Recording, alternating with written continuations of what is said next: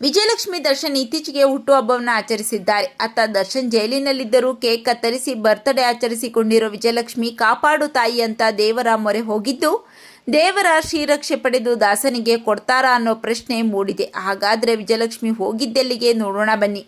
ಕಳೆದ ವರ್ಷವೂ ಕೂಡ ವಿಜಯಲಕ್ಷ್ಮಿ ಹುಟ್ಟುಹಬ್ಬದ ದಿನ ದರ್ಶನ್ ಜೈಲಿನಲ್ಲಿದ್ದರು. ಈ ವರ್ಷವೂ ಕೂಡ ದಾಸ ಬಂದಿಯಾಗಿದ್ದು, ಇದೀಗ ಏಕಾಂಗಿಯಾಗಿ ಹುಟ್ಟುಹಬ್ಬ ಆಚರಿಸಿಕೊಂಡಿದ್ದಾರೆ. ದರ್ಶನ್ ಜೈಲಿನಿಂದ ಹೊರಬಂದಾಗ ಅದ್ದೂರಿ ವಾರ್ಷಿಕೋತ್ಸವ ಆಚರಿಸಿಕೊಂಡು ಕುಣಿದು ಕುಪ್ಪಳಿಸಿದ್ದ ದರ್ಶನ್ ಹಾಗೆ ವಿಜಯಲಕ್ಷ್ಮಿ ಇದೀಗ ದೂರ ಆಗಿದ್ದಾರೆ. ದರ್ಶನನ್ನ ಹೊರ ಕರೆತರೋಕೆ ಕಳೆದ ಬಾರಿಯಂತೆ ಈ ಸಲವೂ ವಿಜಯಲಕ್ಷ್ಮಿ ದೇವರ ಮೊರೆ ಹೋಗ್ತಿದ್ದು, ಕಳೆದ ಕೆಲ ದಿನಗಳ ಹಿಂದೆ ಕಾಪಾಡು ಕಾಮಾಖ್ಯ ಅಂತ ಕೈಮುಗಿದಿದ್ದರು.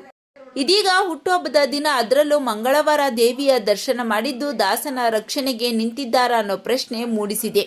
ದರ್ಶನ್ ವಿಚಾರದಲ್ಲಿ ವಿಜಯಲಕ್ಷ್ಮಿ ಗಟ್ಟಿಗಿತ್ತಿ, ಪರಪ್ಪನ ಅಗ್ರಹಾರವಿರಲಿ ಬಳ್ಳಾರಿ ಇರಲಿ ತಲೆ ಕೆಡಿಸಿಕೊಳ್ಳದೆ, ಯಾರ ಸಹಾಯ ಬೇಡದೆ ದೇವರನ್ನ ನಂಬಿ ಅದರಿಂದಲೇ ದರ್ಶನ್ ಅವರನ್ನ ಹೊರತಂದಿದ್ದೋರು. ದರ್ಶನ್ ಹೊರಗಿದ್ದಾಗಲೂ ಅಷ್ಟೇ, ಡೆವಿಲ್ ಶೂಟಿಂಗ್ ಸಮಯದಲ್ಲೂ ಕಾಶಿ ರಾಮೇಶ್ವರಕ್ಕೆ ಹೋಗಿ ಬಂದಿದ್ದಲ್ಲದೆ ದಂಪತಿ ಸಮೇತ ಕಾಮಾಖ್ಯೆಗೆ ಹೋಗಿ ಬಂದಿದ್ದರು. ಇದಿಷ್ಟೇ ಅಲ್ಲ, ಶತ್ರು ಸಂಹಾರ ಪೂಜೆಯ ಸಮಯದಲ್ಲಿಯೂ ದಾಸನ ಜೊತೆಗೆ ಕೈಜೋಡಿಸಿದ್ದ ವಿಜಯಲಕ್ಷ್ಮಿ ಆನಂತರ ಕೊಟ್ಟಿಯೂರು ಶಿವನ ದರ್ಶನ ಪಡೆದು ಬೆಳ್ಳಿ ಕೊಡವನ್ನಾರ ಕೈಗಿಟ್ಟು ಬಂದಿದ್ದರು. ಇದೀಗ ಮತ್ತೊಮ್ಮೆ ದೇವರ ಮೊರೆ ಹೋಗಿದ್ದು ದಾಸನ ರಕ್ಷಣೆಗೆ ನಿಂತಿದ್ದಾರೆ.